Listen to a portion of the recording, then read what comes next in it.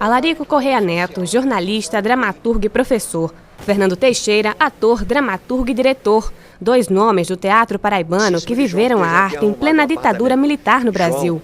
O caminho entre a montagem de um espetáculo e o abrir das cortinas nunca foi tão demorado. A cara do povo do jeito que ela é, uma homenagem a Paulo Pontes.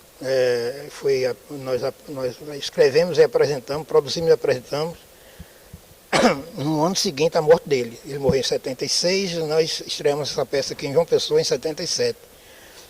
E quando o texto tinha que ir para a censura, né, tinha uma pessoa que fazia a produção executiva, chegou para mim e disse: a censura, o departamento de censura proibiu a peça, lá cortou um bocado de coisa, só ele disse que você tem que ir lá falar com o chefe da censura. O chefe da censura era o doutor Pedro Fernandes. O Rogério tinha um problema e a gente teve que brigar também muito para apresentar o Rogério. Porque o Rogério contava a história de um ditador, né?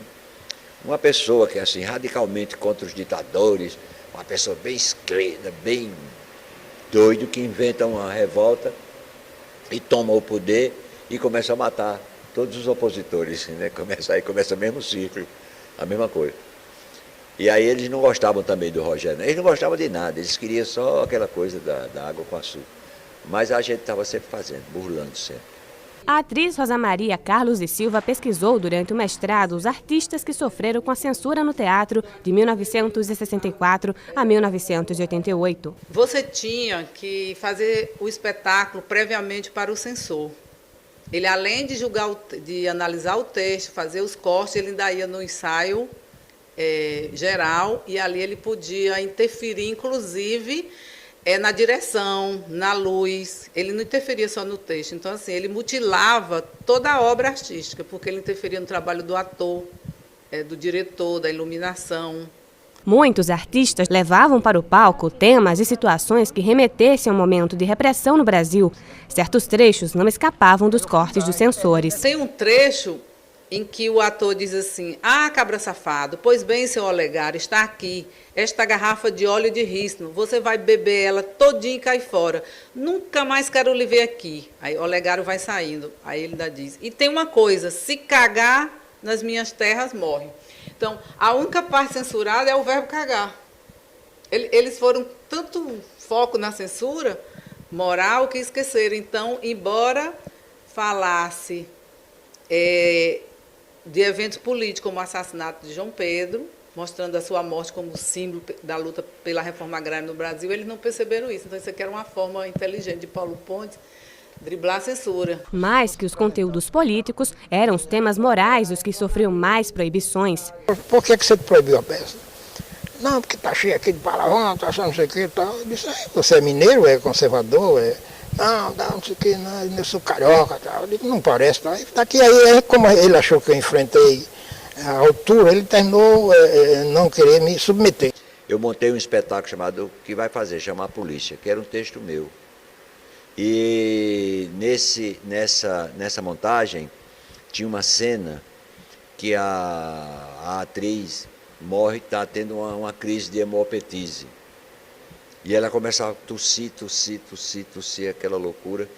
E a mãe dela tinha uma foto, como se fosse um corredor, no final do corredor, um coração de Jesus. E aí ela ficava lá se ultimando, e a mãe rezando.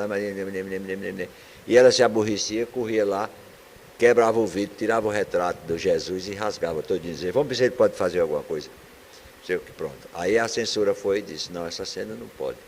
Na pesquisa, Rosa Maria fez um levantamento da quantidade de assuntos censurados. As temáticas mais censuradas foram as categorias censórias moral e política.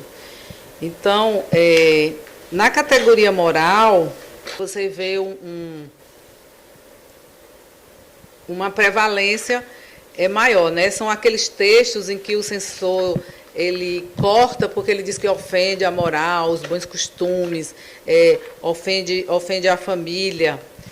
E na categoria política, são os textos que o censor entende que fazia crítica ao governo da época, né, que fazia crítica ao governo militar, que eles achavam que tinha conotação política.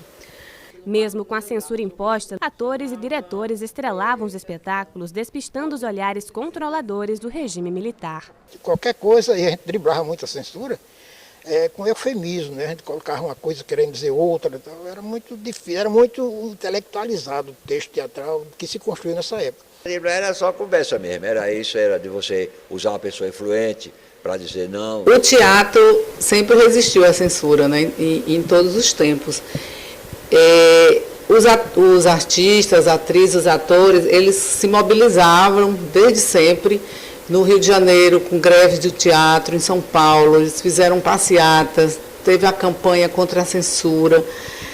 E o coronel, chefe da censura, no Festival de Brasília, de 1968, ele mandou um recado para os artistas. Ele disse, ou vocês mudam ou vocês acabam. Mas o teatro não acabou. Então, o teatro foi essa forma de resistência.